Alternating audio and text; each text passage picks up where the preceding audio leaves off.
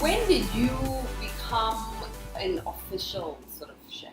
Okay, I never had a formal chef's training in a culinary school. You know, can I ask you something here? Does anyone need formal training to become a good chef?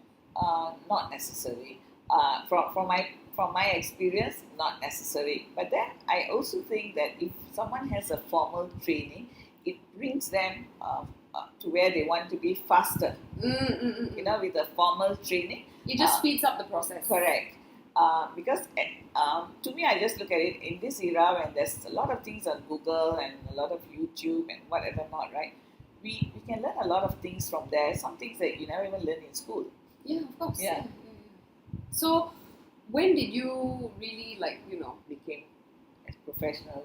Okay, when I was about 28, That's still very young. Yeah. Is that would that be considered young in terms of the lifespan of a chef, or when not they necessarily because a lot of chefs in my age group, right?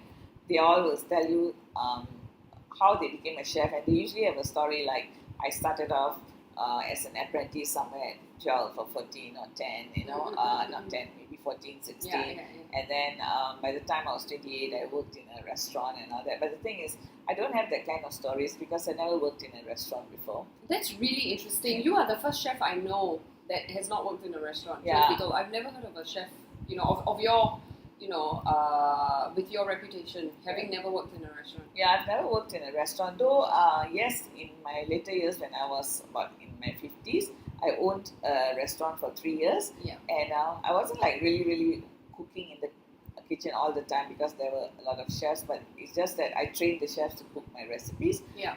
So therefore, when at 28, I started off teaching cooking.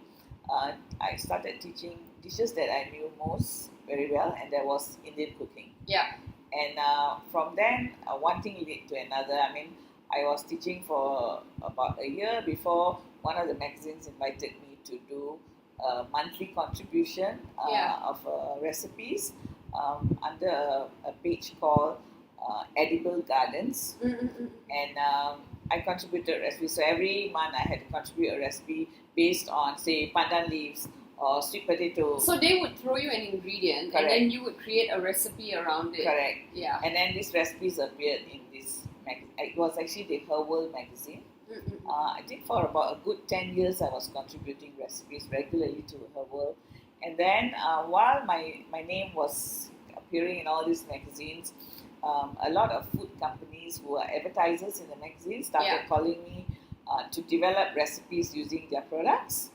And then I started developing recipes for companies. So you went from developing recipes with ingredients to developing recipes with products. So the products can be a kitchen appliance, or it can be a ready-made food in a jar or a packet. So it can be a noodle, or it can be a sambal, anything that is commercially available in the supermarkets. So basically, what I'm hearing is that you are the chef that creates. Yeah, I create. I develop. Yeah. So then, after that, it went on to one more step. There were companies that wanted to develop certain products from scratch. So they engaged me as their chef, and then they'll tell me their idea what they actually want to develop. Like, for example, I'm just giving an example. Someone would say, I want to develop soto ayam flavor.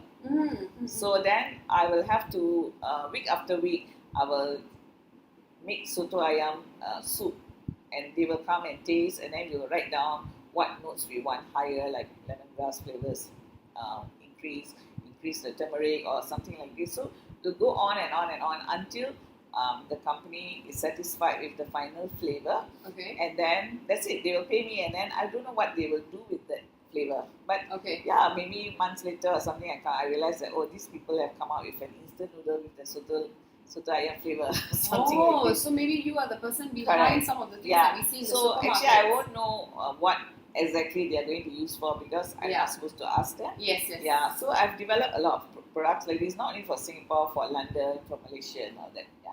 Okay, so you know what? If you would like to ask Chef Devagi to create a recipe based on an ingredient, I think you can drop her a message on your Facebook page, which is Facebook/Chef Devagi Sanmugam. Okay, Facebook/Chef Devagi Sanmugam. Yeah. And Okay, we have to stress it's not Sanmugam, it is Sanmugam. Sanmugam. SAN. Yeah, and it ends with an M for Malaysia, not an N for Norway.